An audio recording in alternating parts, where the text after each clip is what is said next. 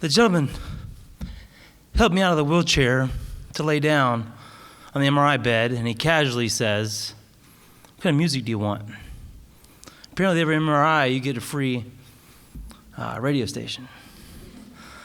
As I'm trying to make sure the gown is covering my dirty socks and boxer shorts I'd been in, I said, Jimmy Buffett would be great. It's January 3, and when it's cold, I like to listen to Jimmy Buffett. When I was situated on the bed, and they had moved the blanket from the chair across my lap, and I slid into the tube, he said, "Hold still, it's going to be loud. Jimmy Buffett's coming up." But by the time the wheel started to move, it was Bob Marley. Three Little Birds on my porch step. Everything's going to be all right. I didn't believe Bob Marley. I'd been in the good hands of the folks at Kettering Medical Center for 5 hours.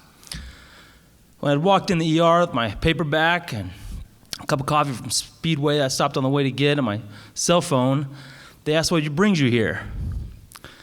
I said my mother, who's a retired nurse, and my wife says I've had a stroke and I need to see a doctor. So when did this happen? Well, they said it happened Tuesday morning, January the 1st. So we'll have a seat. I had a seat. This lady grabbed my face. She goes, facial droop, slurred speech, weak eye. "How's your right hand?" I was like, "It's not working very well. I can't text. I can't use a power drill. I can't write." She goes, "Tuesday, this is Thursday night." "Yeah, I'm a little slow." I'd woken up on January the 1st, optimistic about 2019.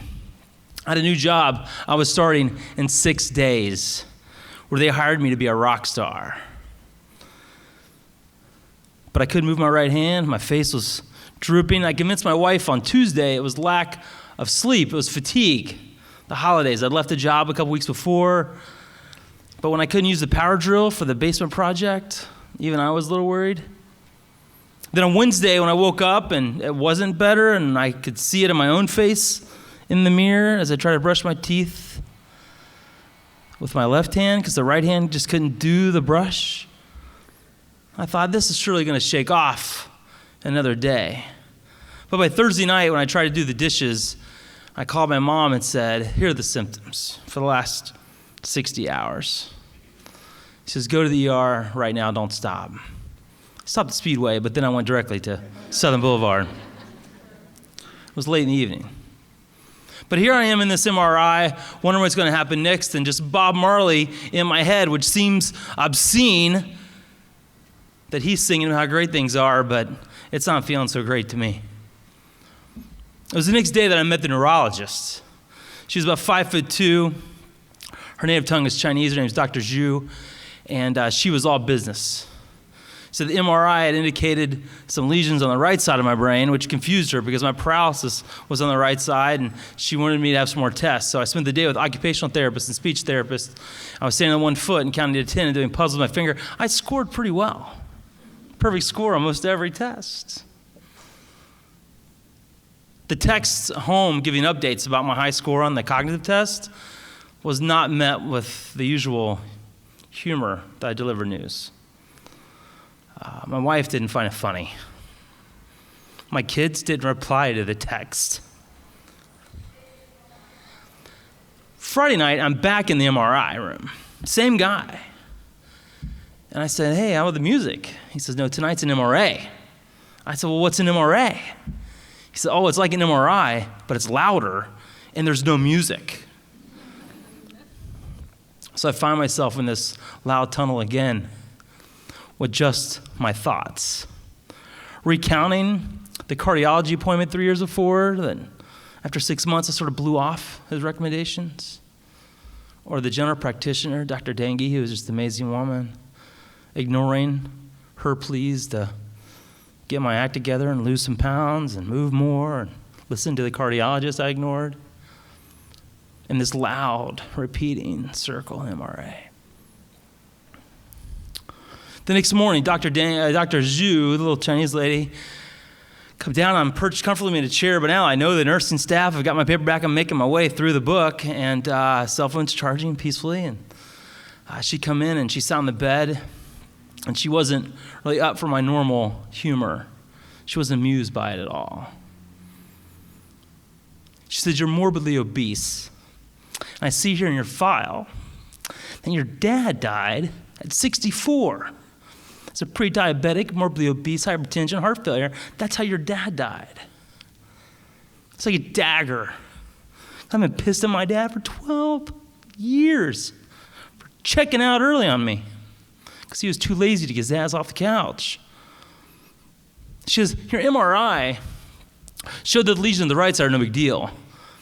But the strokes," and she said plural. And I said, "The mini kind?" She goes, "No, the real kind.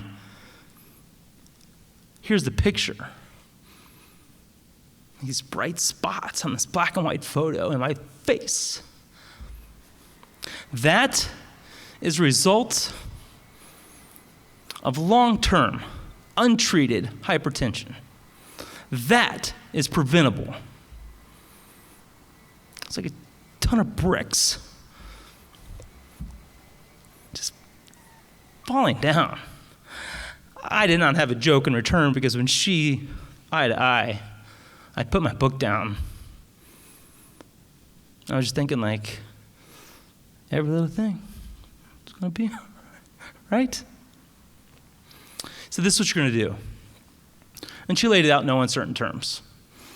I now had a new friend, a neurologist. Didn't come with a lot of benefits. You get a sticker for the fridge, get a monthly meeting, she reads you the riot act. But after 100 days, she said, "I'm moving you from morbidly obese, congratulations, to normal obese." That sounds like an upgrade. She's very pleased with the progress. And she said, "After this month, we're not going to see each other anymore. Keep doing what you're doing." I wish it was that easy. Like, just after 3 months, you're healed.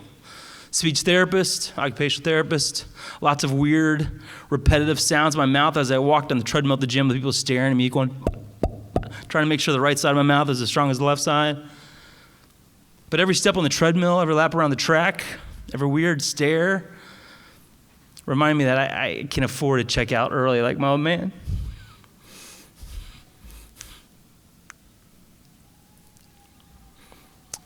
So I keep walking around the track. Keep making the noise in my mouth. Keep taking the meds and keep shedding the weight. And keep thinking back to Bob Marley. Every little thing. It's going to be all right. It's going to be all right.